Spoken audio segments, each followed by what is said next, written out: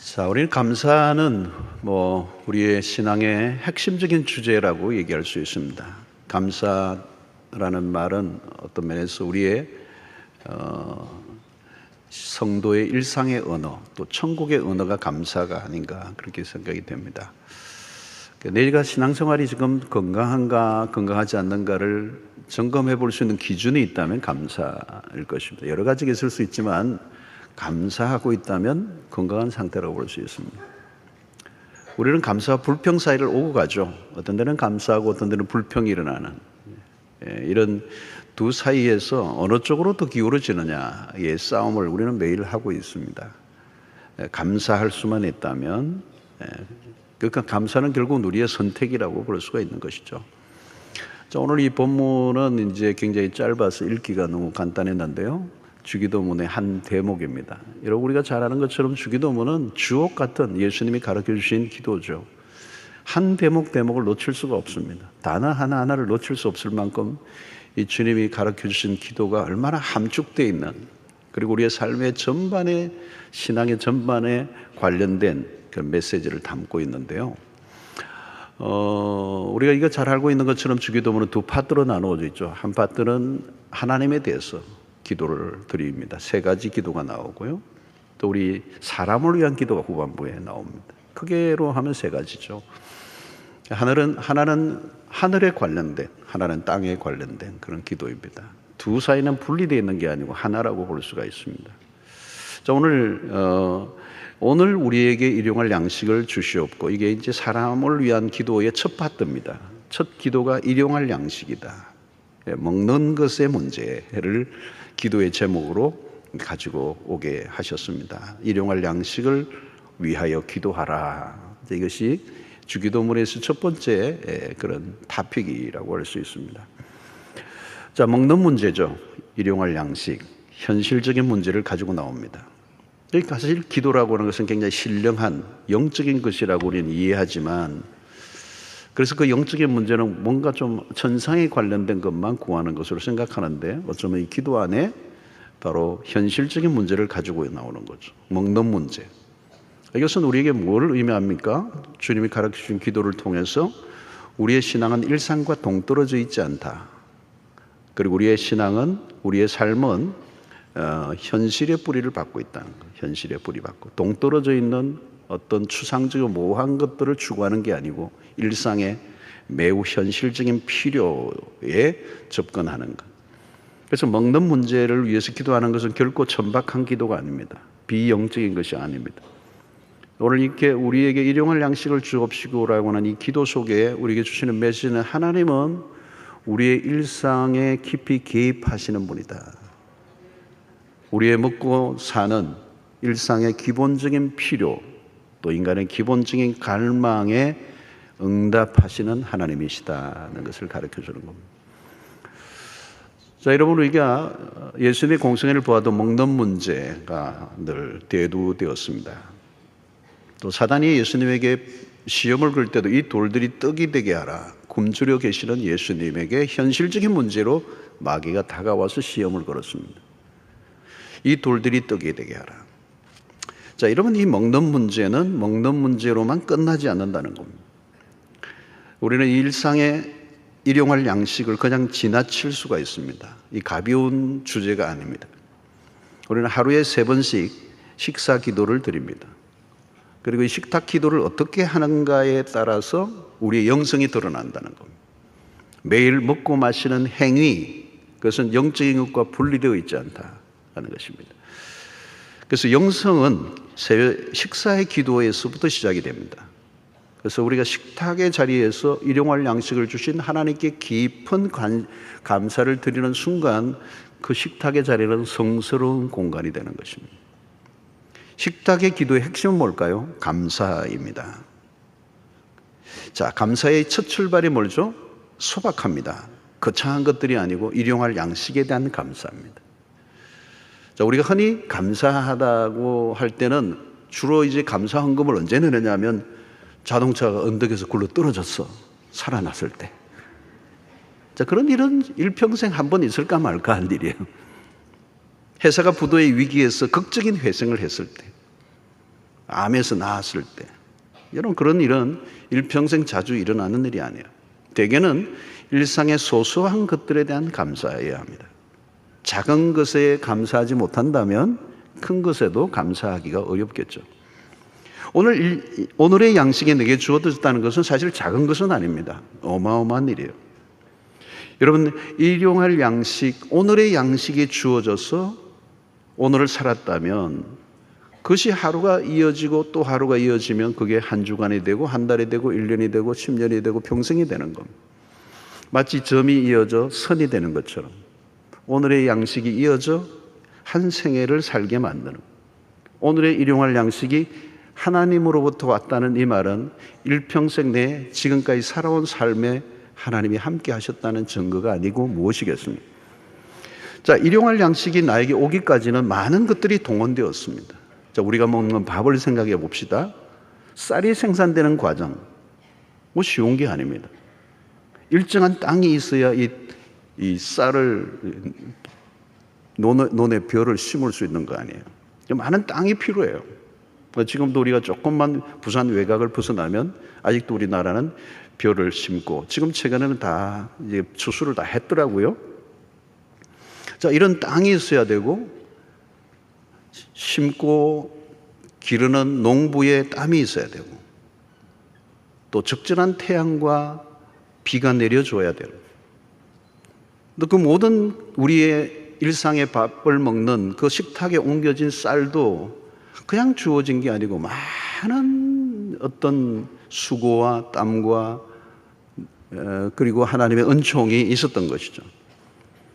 어디에 이제 말을 하지 않는, 밥은 먹을 수 있는데 말은 하지 않는 기도원이 있어요. 수도원 같은 곳이 있어요. 거기 가서 이제 말을 하면 안 돼요. 거기 들어가면. 전부 다 식당에 와서 아무 말도 안 하고 밥을 먹는 거예요. 그런데 이제 며칠 동안 계속 말을 안 하고 밥만 먹는데 어느 날 그렇더래요. 한 3일째 밥상을 봤는데 밥알이 말을 걸어오더래요. 나물이 말을 걸어와. 그러면서 나도 모르게 눈물이 핑 돌더라는 거예요. 그러니까 하나하나가 의미가 있는 거죠. 그냥 막 바쁠 때는 정신없이 밥을 먹기 바빴는데, 배를 채우기 바빴는데 침묵을 하면서 그 안에서 조용히 기도하는 시간을 가지고 이 명상도 하고 이렇게 관조를 하다 보니까 사물 자체가 굉장히 우리에게 의미를 가지고 다가오는데, 그 밥알 하나도 엄청난 의미가 있더라는 거예요. 여러분, 이스라엘 백성들이 광야를 지나는데 특이한 경험을 하나 했어요. 그게 뭐냐면 하늘에서 만나와 메추라기를 내려주시는 겁니다. 땅을 파면 뭐가 나오게 한 게 아니고 하늘에서 떨어지게 한 겁니다. 만나와 메추라기가 매일. 여러분, 그것을 통해 하나님이 이스라엘 백성들에게 주시고자 하는 레슨이 뭘까요? 너희들의 생명이 하늘에 달려있다. 나에게 달려있다. 철저히 하나님에게 의존한 존재로 훈련시키기 위한 목적이 있었던 거죠. 그래서 만나를 하늘에서 내려주시는 거예요. 오늘 또 여러분, 일용할 양식을 내게 주시옵고, 오늘 나에게 주어진 일상의 이 작은 식탁에 한 줌의 밥 한 그릇이 내 노력과 내 수고와 땀만으로 이루어진 것이 아니라 하나님이 주셔야 내가 먹을 수 있다. 사실은 오늘날도 기근이 일어나고 천재지변이 많고 환경의 변화가 일어나고 앞으로 인류의 먹거리에 대한 걱정을 사실 많이 하고 있어요. 여러분, 일용할 양식에 대해서 감사한다는 말은 이것은 굉장한 의미가 있는 겁니다. 하나님과 나와의 바른 관계가 설정되고 있다는 거예요. 당연한 것이라고 여길 수도 있지만 당연하게 여기지 않고, 여러분, 공기와 물을 어떻게 당연하게 우리가 막 그냥 들이마시고 있지만 그게 당연한 게 아니란 말이죠. 식욕이 느껴지는 것. 여러분, 병원에 가면 식욕 자체가 없는 분들이 계세요. 아무것도 먹을 수가 없어요. 식욕이 느껴지지가 않아요. 입에서 먹는다는 것이 또 놀라운 거예요, 여러분. 씹을 수 있다는 게 얼마나 감사해요. 소화를 시킨다는 게 놀라운 것입니다. 오늘 하루 살아있다는 것은 하나님의 은총입니다. 일용할 양식에 대한 감사는 모든 것이 하나님으로부터 왔음을 인정하는 태도. 그러므로 일용할 양식은 오늘 주님이 가르쳐 주신 이 기도의 응답인 거죠. 일용할 양식을 내게 주시옵고라고 하는 이 주기도문에 대한 하나님의 진실하신 응답. 그 응답에 대한 감사가 우리 안에 있다면 그것은 하나님과 나와의 바른 관계가 설정되어 있다는 것을 의미하는 것이고, 우리는 전적으로 그분에게 의존된 존재라는 것을 밥을 먹을 때마다 식탁 앞에서 우리가 인정하게 되는 것입니다. 자, 일용할 양식에 대한 기도는 겸손한 기도예요. 어쩌면 오늘 거대한 자본주의적 세상 속에서 자본을 축적한 것을 자랑으로 여기는 세상에서 일용할 양식은 지극히 초라해 볼 수가 있습니다. 현실과 전혀 어울리는 기도처럼 보이지 않아요. 일용할 양식. 우리는 한평생 자자손손 먹고도 남을 양식을 구하지, 오늘 일용할 양식을, 오늘 나에게 필요한 양식을 달라는 기도는 잘하지 않아요. 그러니까 이 기도는 인간의 본성과 아주 이렇게 배치되는 기도라고 볼 수가 있습니다. 어쩌면 오늘 시대적 흐름에 맞서는 기도라고 얘기하는 거죠. 일용할 양식에 대한 감사는 과욕을 거부하는 것입니다. 일용할 양식 이상은 여분으로 주신 거예요. 여러분, 우리가 아무리 많이 주어줘도 한 사람이 하루에 먹을 수 있는 양은 정해져 있습니다. 하루 3끼예요. 가끔 5끼 먹는 사람도 있긴 합니다만, 감사는 오늘 먹을 것에 대한 반응이에요. 그래서 주기도문에는 일용할 양식으로 충분하다는 고백이 그 기도 안에 있는 것입니다. 여러분, 오늘날 감사가 희귀해진 이유는 뭘까요? 결국은 탐욕이 원인입니다. 필요가 채워져도 불평하는 것이죠. 그래서 우리 주님은 우리의 필요를 충분히 채워주시는 분이에요. 성경을 보면 하나님은 인색한 분이 아니고 일용할 양식을 주시되 충분히 주십니다. 이스라엘 백성들이 광야에서 만나를 주실 때도 마찬가지 충분히 주셨어요. 배불리 먹게 하셨어요. 광야에서도 베세다 들판에서도 5,000명을 먹이고도 다 배불리 먹고 12광주리에 남게 하시는 하나님은 풍성하신 분이시라는 거죠.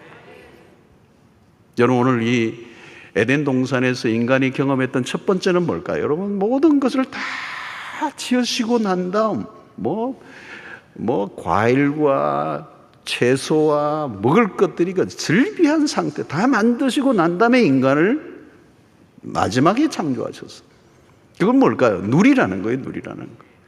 오늘도 여러분, 죄로 인하여 이 세상이 척박해지긴 했지만 여전히 이 세상은 자세히 보면 풍성해요. 여러분, 바다에도 가면 끝도 없이 잡아 올리잖아요. 끝도 없이 먹고 또 먹고. 부산에 여기 밀락동만 가도 고기가 늘 펄떡거려요. 끊임없이 잡아와요. 요즘 동해안에 유명한 어류가 하나 있는데 그게 뭐냐면 도루묵이라는 게 있어요. 아시죠, 여러분? 저 동해안에서 주로 만나요. 도루묵이에요. 얼마 전에 도루묵을 먹었는데 완전히 알이에요, 알. 살이 하나도 없어. 그게 산란기에 도루묵을 보니까 알로 꽉 찼어요. 그걸 그림으로 하나 보여드리는 건데, 그냥 터져 나오는 거예요. 알이 터져 나와. 배에서 막 터져 나와요. 그러니까 한 마리에서 그 알이 그렇게 많다면 그게 산란되어서 알이 부화되고 생선이 되면 얼마나 많겠어요. 아무리 잡아도 없어집니다. 여러분, 야채들을 보세요. 과일들을 보세요. 그 씨앗들. 그러니까 사과 하나를 보면서 딱 벌리면 씨앗이 나오잖아요. 그 사과 하나 안에 과수원이 들어있어요. 그 안에 셀 수 없는 것들을 하나님이 주신 것이죠. 하나님은 우리의 필요를 충분히 채워주시는 분이시다. 자, 빌립보서 4장 19절을 보니까 나의 하나님이 그리스도 예수 안에서 영광 가운데 그 풍성한 대로 너희 모든 쓸 것을 채우시리라. 이 바울이 경험한 얘기죠, 사실은. 문제는 필요 이상을 구하는 것입니다. 하나님은 욕망까지 채워주시지는 않습니다. 성경은 명확하게 응답되지 않는 기도가 하나 있어요. 그게 뭐냐면 야고보서 4장 3절입니다. 구하여도 받지 못하면 정욕으로 쓰려고 잘못 구하기 때문이다. 여러분, 우리에게 필요한 영양분을 섭취하는 건 좋아요. 그러나 너무 잘 먹기 위해서 기본 이상을 추구하는 것은 경계해야 합니다. 오늘날은 미각을 추구하는 문화가 너무 발달해 있어요. 미각에 신경을 쓰다 보니 화학성 물질들이 첨가되기 시작합니다. 더 맛있게 더 맛있게. 이게 여러분 질병을 가져온다는 사실을 아십니까? 결국 우리는 상업주의의 조작된 입맛 때문에 너무 자극적이고 배가 불러도 또 먹고 또 먹는 거죠. 탐욕은 일용할 양식보다 더 많은 것을 구하게 합니다. 지나치게 많은 것을 탐닉하는 세상. 그래서 우리는 별 희귀한 것들을 먹잇감으로 삼습니다. 오죽하면 박쥐까지 그렇게 먹어요. 식욕을 조절을 해야 하는 것이죠. 탐욕을 경계하라는 것입니다. 너무 많이 먹거나 너무 좋은 것을 추구하거나 너무 특이한 것을 먹으려고 하는 욕구도 경계되어져야 된다. 이스라엘 백성들은 하나님으로부터 주어지는 것으로 만족하는 훈련을 받아야 했습니다. 적절한 수준에서 만족하는 게 절제죠. 하나님이 주신 것으로 만족하는 훈련이 기본적인 레슨입니다. 안타깝게도 이스라엘 백성들은 이 레슨에 실패하고 말았습니다. 그들은 결국 원망과 불평을 쏟아내고 맙니다. 여러분, 이 원망과 불평은 결국 이스라엘 백성들의 원망과 불평은 어디를 향하고 있는지요? 하나님을 향해 있는 겁니다. 그리고 결국 그들은 원망과 불평은 가나안어를 거부하는 것으로 나타나게 됩니다. 애굽으로 돌아가잖아요. 원망과 불평이 얼마나 위험한가를 보여줍니다. 결국 원망은 하나님으로 만족하지 못하는 상태고 그 원망과 불평이 결국은 금송아지를 만드는 우상으로 발전되게 되는 것입니다. 우리는 지금 주어진 상황이 하나님이 나에게 허락하신 최상의 상태로 받아들이는 훈련이 필요해요. 원망이 뭡니까? 하나님이 허락하신 것을 받아들이지 못하겠다는 거예요. 그래서 우리는 그죠? 그 말은 하나님으로는 내가 만족하지 못하겠다는 것과 같은 것입니다. 히브리서 13장 5절에 보니까 돈을 사랑하지 말고 있는 바를 족한 줄로 알라. 그가 친히 말씀하시기를 내가 결코 너희를 버리지 아니하고 너희를 떠나지 아니하리라 하셨느니라. 여러분, 오늘 우리는 탐욕의 시대입니다. 탐욕을 무섭도록 부추기는 문화예요.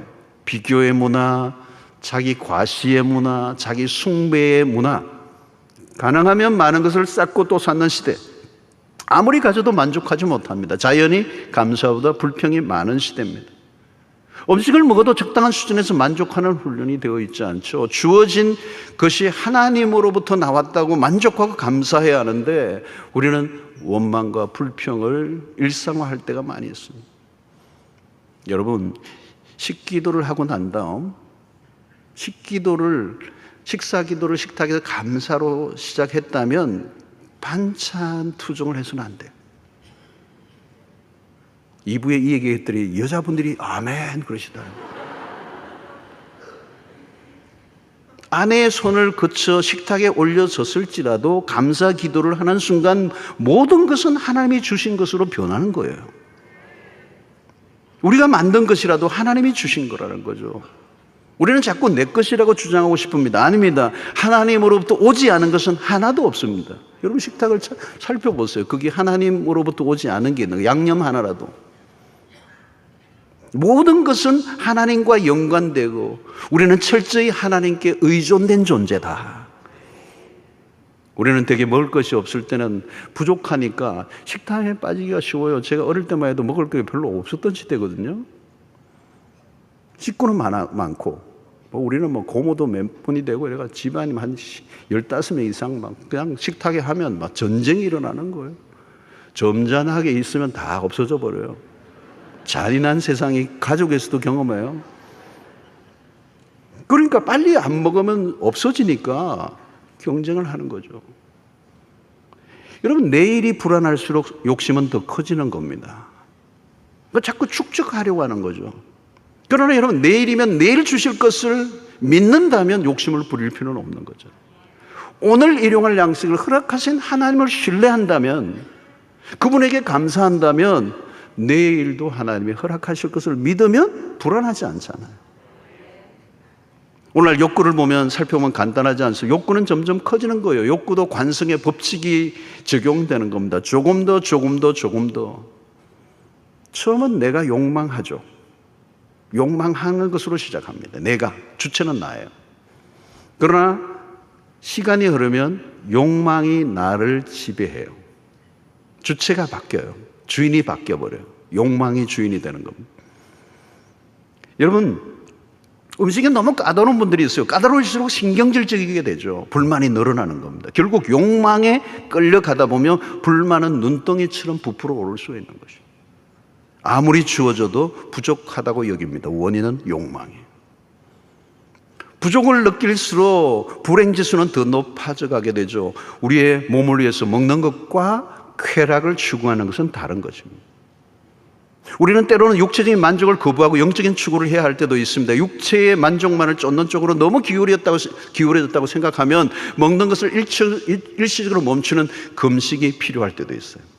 그리스도인은 금식이라는 개념을 갖고 있는 겁니다. 내 육체가 너무 먹는 그런 육체적 만족에 탐닉해가는 쪽으로 계속 기울어 있다면, 너무 육감적이라면 좀 그것을 저지하고 일시적으로 먹는 것을 금지함으로 내 영혼이 하나님께로 좀 더 집중하는 훈련을 해야 된다는 거예요. 여러분, 이런 양식으로 만족할 때 우리는 자족의 삶이 가능합니다. 바울은 자족의 은혜를 누렸습니다. 빌립보서 4장 12절로 13절에 보면 나는 비천에 처할 줄도 알고 풍부에 처할 줄도 알아. 모든 일, 곧 배부름과 배고픔과 풍부와 궁핍에도 처할 줄을 아는 일체의 비결을 배웠노라. 내게 능력 주시는 자 안에서 내가 모든 것을 할 수 있느니라. 너무 멋진 말씀이에요. 바울은 어떤 형편에서도 자족하는 훈련이 됐다는 거죠. 배웠다는 거예요, 이것을. 선천적으로 습득되는 게 아니라 배웠다는 거예요. 레슨을 했다는 겁니다. 여러분, 여기서 자족이라는 게 뭘까요? 여러분, 자족. 이 자족하는 삶에서 우리는 감사가 나오는 거거든요. 이 자족이란 뭘까요? 주어진 환경에서 그 환경이 어떤 것이든 흔들리지 않는 상태를 유지하는 거예요. 궁핍하다고 해도 불평하지 않고 풍부하다고 해서 교만하지 않는 상태를 유지하는 삶, 그게 자족입니다. 저는 이런 은혜가 여러분들에게 있게 되기를 축원합니다. 그게 초월적인 삶인 것이죠.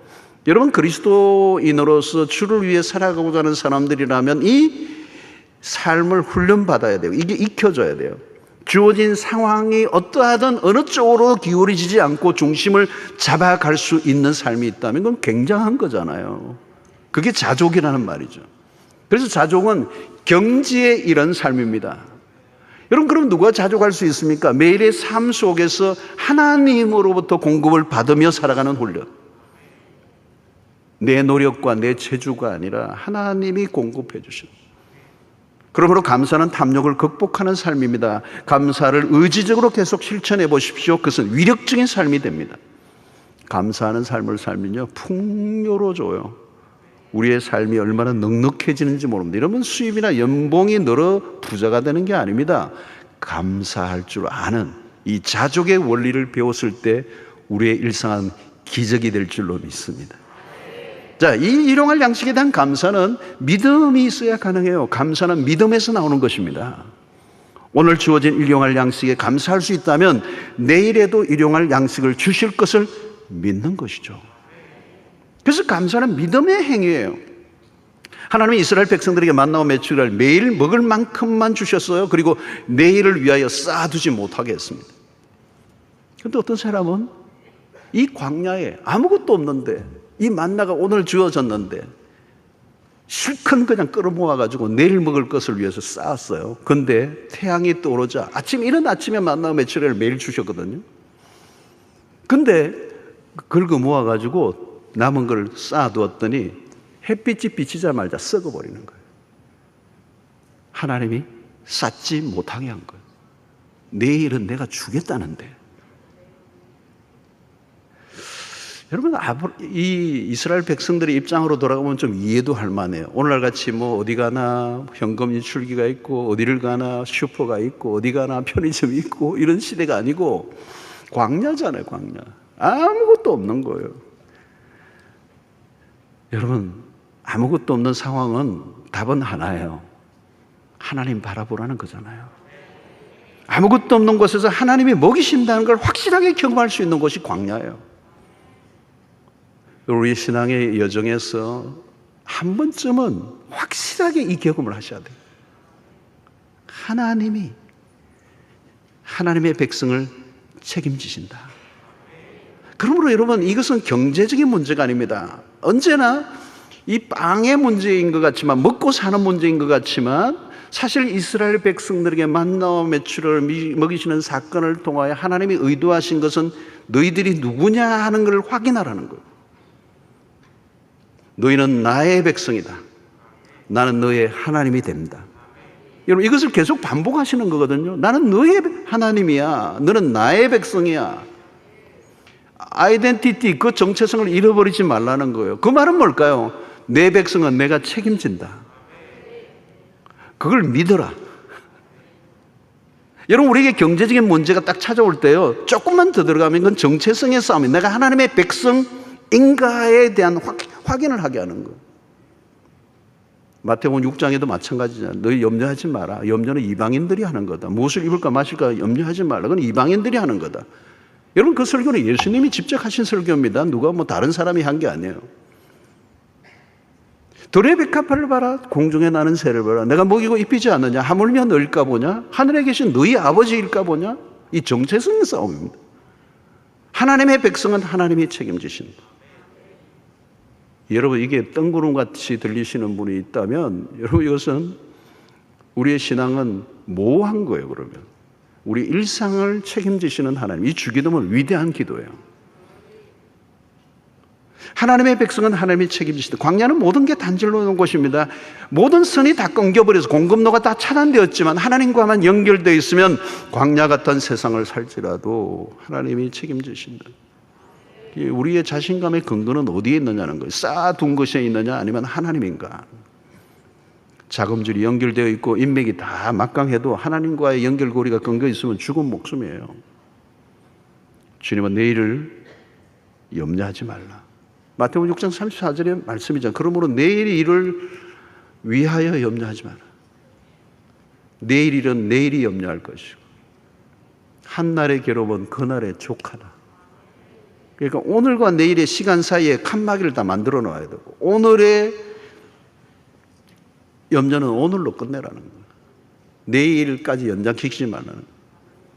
오늘에서 내일로 넘어가는 일은 우리의 힘과 재주에 의해서가 아니라 하나님의 손에 달려있다는 거예요. 오늘 먹을 양식을 주셨다면 내일도 주실 거라는 믿으라는 거예요. 그러니까 오늘이라는 시간을 살고 있지만 내일이라는 시간은 하나님의 영역이라는 거죠. 여러분, 미래는 늘 불확실하기 때문에 사람들이 불안해합니다. 미래는 우리의 시간이 아니죠. 하나님의 영역입니다. 예측 부르죠. 오늘같이 얼마나 변화가 무상합니까? 그러니까 내일이는 참 염려한 거예요. 코로나가 닥치면서도 마찬가지. 코로나가 이렇게 닥칠 줄 몇 년 전에 몰랐잖아요.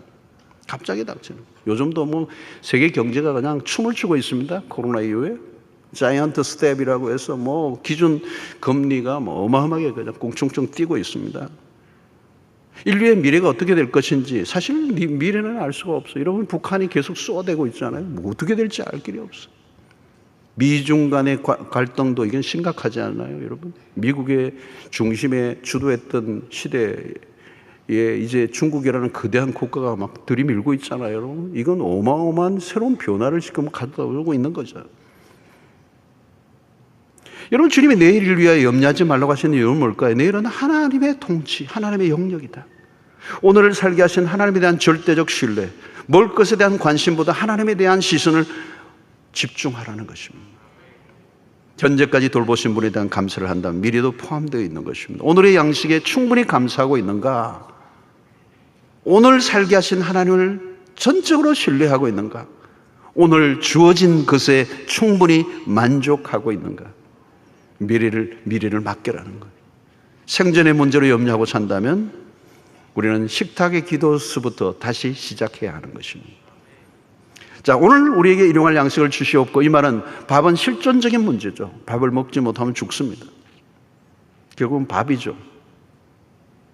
참 밥이죠. 다 먹자고 하는 거 아닌가 이러고, 밥은 먹고 다니나 그러고. 이 밥이라는 게 굉장히 중요한 주제예요. 그토록 열심히 일을 하는 이유도 밥 먹고 살기 위해서입니다. 아직도 세상은 기근의 문제로 시달리는 나라들이 많아요. 아시아와 아프리카권에 여전히 굶어 죽고 있는 사람들이 많습니다. 하루에 $2가 없어 죽어가고 있는 이 우리의 이웃들이 있습니다. 결국 기근은 인류에게 주어진 저주의 결과죠.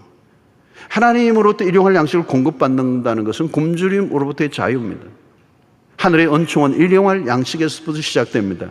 일용할 양식은 소박함이라면 결국은 이 일용할 양식을 통하여 우리의 삶을 지켜주시고 인도하신 그 하나님은 장래에 더 풍성한 그런 천국을 약속하고 있습니다.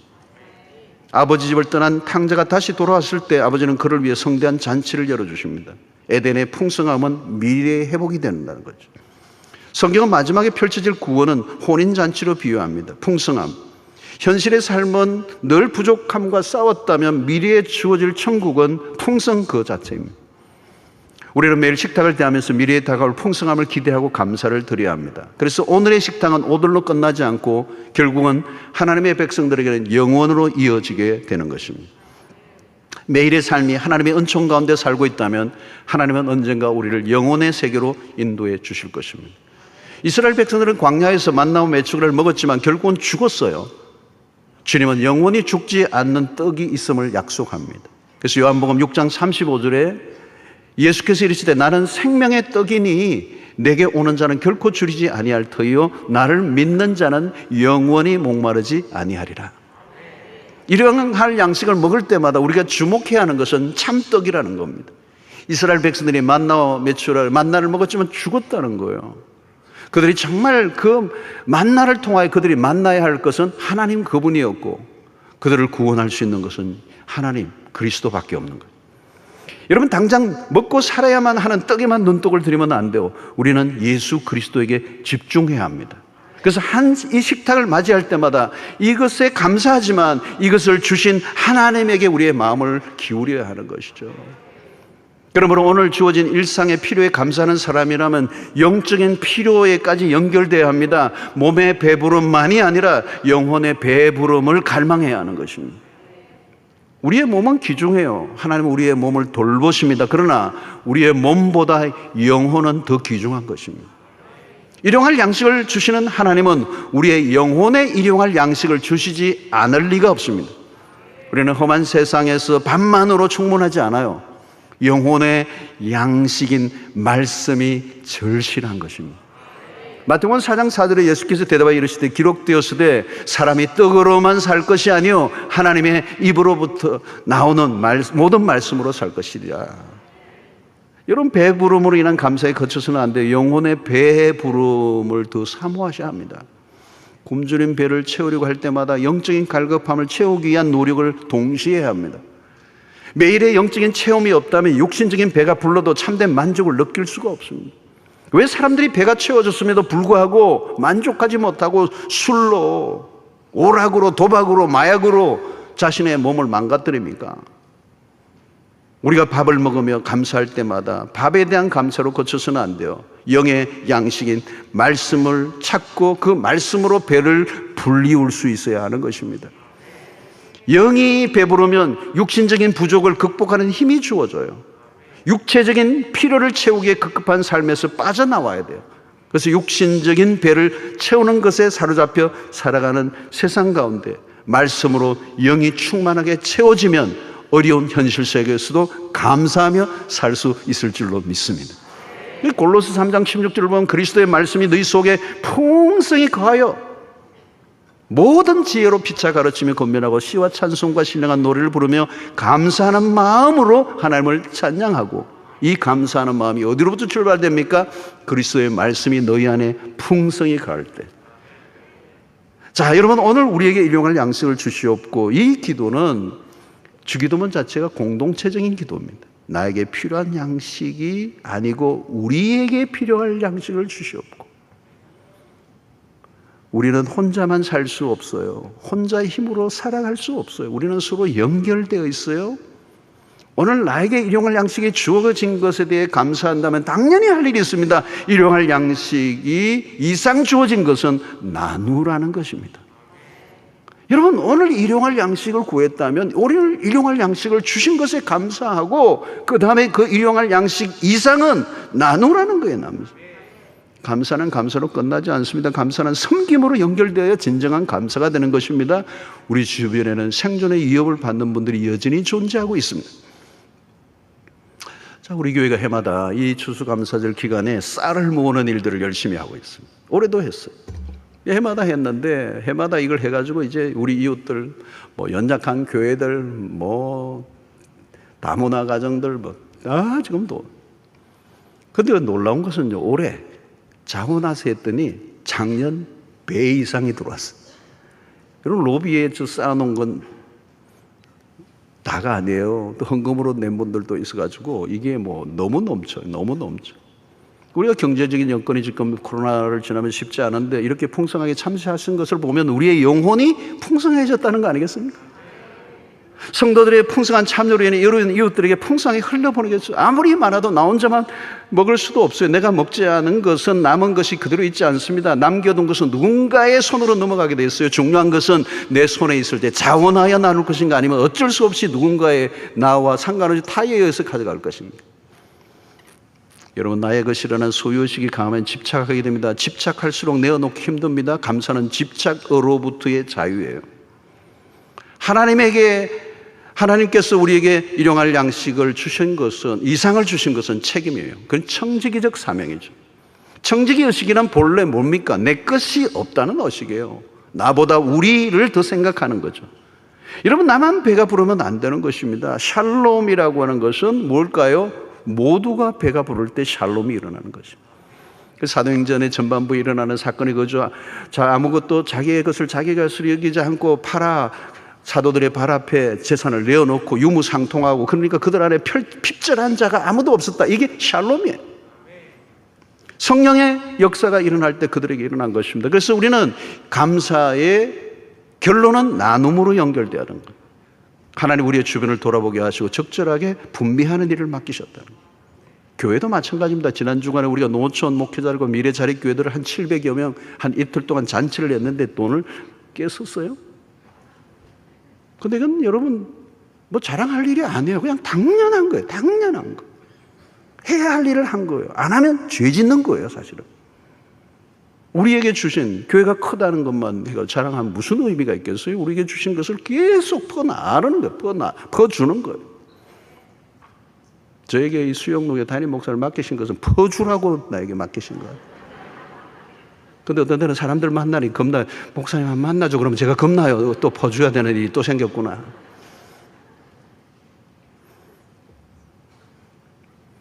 여러분, 지금도 여전히 우리의 연약한 이웃들이 많습니다. 지난 주간에도 우리 교육자들, 남자 교육자들하고 이 연탄 부산에 이런 연탄 떼는 동네가 아직도 많이 있어요. 여러분. 감천도 말해서 얼마나 고바인지 등산하는 것 같더라고요. 등산하는 것. 그 위에 무슨 또 연탄 떼는 분들이 다 고지대에 있으니까. 그리고 좁은 골목이에요. 그냥 막 지게 메고 득하게도 한 사람 지나갈 만한 거. 미로요. 부산에 연탄 떼는 분들이 1000가구 정도 있어요. 1000가구. 하나 무게가 3.65, 850원. 자기가 직접 가져가면 1200원. 우리 아이들은 이 귀뚜라미 세대는, 귀뚜라미 보일러 세대는 연탄이 뭔지도 몰라요. 이게 가장 어려운 이웃들이 있어요. 그 옆에 가서 또 이 배식을, 또 우리 음식을 만들어 배식도 이때도 할머니들, 할아버지들도 독거노인들 하는데, 독거노인 돌아가시면, 혼자 사시면 돌아가시면 그 집이 폐가예요. 그럼 없어져요. 그분들을 나누는데, 그 나눔입니다. 이게 기독교 신앙의 핵심이죠. 나눔은 소극적인 행위가 아니에요. 나만의 감사로 끝나면 안 된다는 거예요. 오늘날 나에게 일용할 양식을 주옵시고 아니에요. 우리에게 일용할 양식을 주옵시고.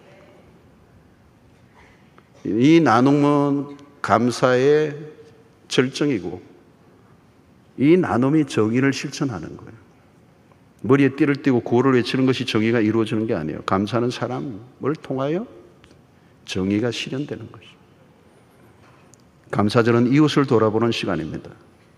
빈부의 격차, 이것은 운동이나 이념이나 혁명으로 이루어질 수 있는 게 아니에요. 영적 부흥이 일어나야 돼요. 사도행전의 역사가 일어나요. 오순절의 성령의 강림의 역사가 일어날 때 일어난 것이죠. 자, 오늘 주기도문에 일용할 양식 안에는 심오한 교훈이 숨어 있습니다. 여러분, 주기도문을 급하게 형식적으로 엎드리고 끝내지 마십시오. 하루 3번의 식사 기도를 할 때마다 영혼의 긴 호흡을 하며 신중하게 들여보세요. 밥을 먹을 때 허겁지겁 배를 채우기 위한 목적으로 승하니가 일용할 양식을 허락하신 하나님을 향해 충분히 감사의 기도를 들어보세요. 밥보다 오늘 양식을 허락하신 하나님에게 시선을 고정해 보세요. 우리는 매 순간 하나님의 도우심이 필요한 존재입니다. 우리는 우리의 힘으로 먹고 살아가는 게 아니에요. 오늘 인류도 마찬가지입니다. 물질력 중심으로 중심적 삶으로 흘러가기 쉬운 시대, 감사가 심각하게 결여된 시대를 우리가 살고 있습니다. 가만히 보면 물질이 부족해서 불행한 것이 아니에요. 감사의 결핍이 불행을 가져온 것입니다. 가만히 보십시오. 식탁에서 드리는 기도는 우리의 삶에 많은 무너진 것을 다시 반듯하게 회복시켜주는 힘이 있어요. 이 주기도문이 그런 역할을 하는 겁니다.